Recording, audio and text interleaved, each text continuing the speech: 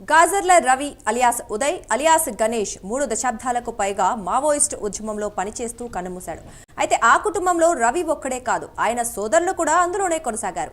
5గురు అన్నదమ్ముల్లో 4 ఎర్రజెండా పోరుబాటుని అనుసరించారు.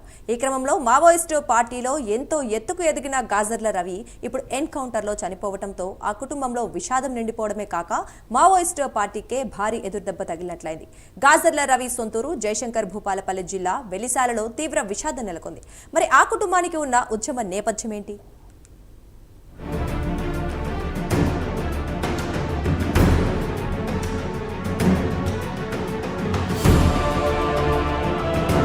ఎందరో విప్లవ యోధులకు జన్మనిచ్చి విప్లవ బీజాలు నాటింది ఆ ఊరు.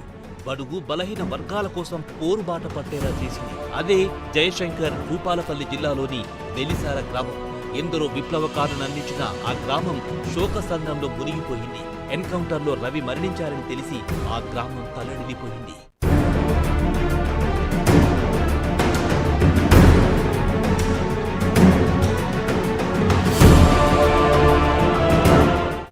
ఏపీలోని అల్లూరు జిల్లాలో భద్రతా దళాలు మావోయిస్టుల మధ్య జరిగిన ఎదురు కాల్పుల్లో 3 మావోయిస్టులు మరణించారు. మృతుల్లో 2 అగ్రనేతలు. అందులో మావోయిస్టు పార్టీ కేంద్ర కమిటీ సభ్యుడు AOB secretary Gajarla Ravi alias Ganesh alias Uday, AOB special zone committee member Aruna, మరో దళ సభ్యుడు చనిపోయాడు.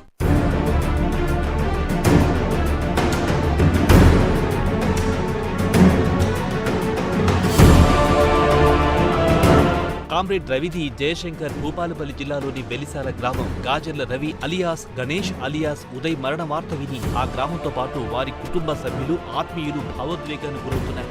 రవి ఉద్యమంలో చేరిన నాటి నుంచి చనిపోయే వరకు ప్రజలకు చేసిన సేవలను గుర్తు చేసుకుంటూ కన్నీటి పర్యాంతమవుతున్నారు.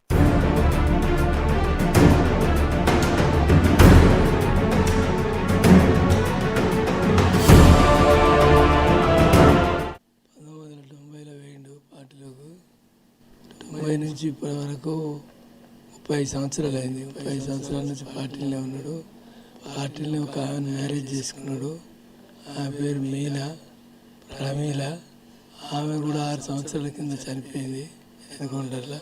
ఆమె కూడా బూటక ఎన్కౌంటర్ సేమ్, ఆమె కూడా చనిపోయింది.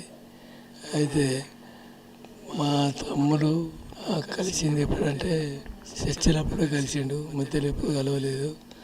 రమ్మానంటే రానన్నాడు. నాకైతే పోతే వచ్చిండు తప్ప ఆయన రావడానికి సిద్ధపడలేదు. ఆయన పార్టీకి ఎంత సేవ చేసిండో ప్రజలకు తెలుసు, ప్రజలకు ఎంత సేవ చేసిండో ప్రజలకు తెలుసు. మాకన్నా ఎక్కువ నష్టం ప్రజలకే జరిగింది. ప్రజలను పోగు చేసుకొని ప్రతిదానికి హక్కు కొరకు కొట్లాడిన వ్యక్తి, అటువంటి వ్యక్తి మా అన్నదమ్ముల గొప్పోడు. అన్నదమ్ములు అంటేనే ఒక పేరున్న వ్యక్తులు. వాళ్ళ తోడ పుట్టు నాకు కూడా పెద్ద గౌరవం అనేది నేను భావిస్తున్నాను. నా పేరు సమ్మయ్య. మేము 5 అన్నదమ్ములం.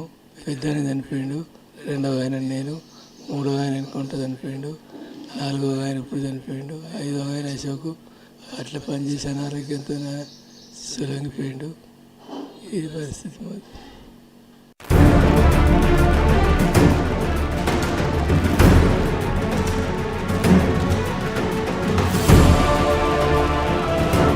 పంతొమ్మిది 1990లో పోరుబాట పట్టిన రవి మావోయిస్టు పార్టీలో అంచెలంచెలుగా ఎదిగారు. ప్రస్తుతం మావోయిస్టు సెంట్రల్ కమిటీ సభ్యుడు, ఏఓబీ స్పెషల్ జోన్ కమిటీ కార్యదర్శిగా కీలక బాధ్యత నిర్వర్తిస్తున్నారు. దాదాపు 3.5 దశాబ్దాల పాటు అజ్ఞాత జీవితం గడిపారు. ఉత్తర తెలంగాణ స్పెషల్ జోనల్ కమిటీ కార్యదర్శి హోదాలో 2004 అక్టోబర్లో వైఎస్ రాజశేఖర రెడ్డి ప్రభుత్వంలో శాంతి చర్చల్లో పాల్గొన్నారు.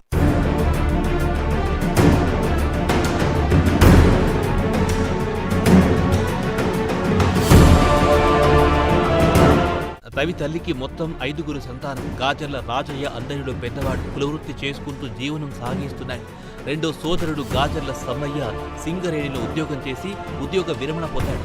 3వ సోదరుడు సారయ్య అలియాస్ ఆజాద్ మహారాష్ట్ర పార్టీ రాష్ట్ర కమిటీ సభ్యుడిగా బాధ్యత నిర్వర్తించాడు. ఈ క్రమంలోనే 2008 ఏప్రిల్ 2న ములుగు జిల్లా తాడ్వాయి అడవుల్లో జరిగిన ఎన్కౌంటర్లో ఆజాద్ మరణించారు.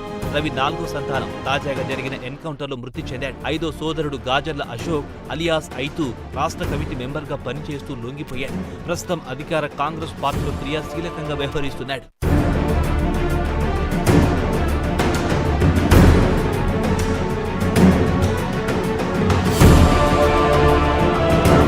ఆపరేషన్ కగార్ పేరుతో జరుగుతున్న వరుస ఎన్కౌంటర్లతో ఆ పార్టీ అగ్ర నేతలు మరణిస్తున్నారు. ఆపరేషన్ కగార్ను నిలిపివేయాలని, మావోయిస్టులతో శాంతి చర్చలు జరపాలని మావోయిస్టుల సానుభూతి పరులు కోరుతున్నారు. మరోవైపు అనేక మంది మావోయిస్టులు కూడా లొంగిపోతుండడం విశేషం.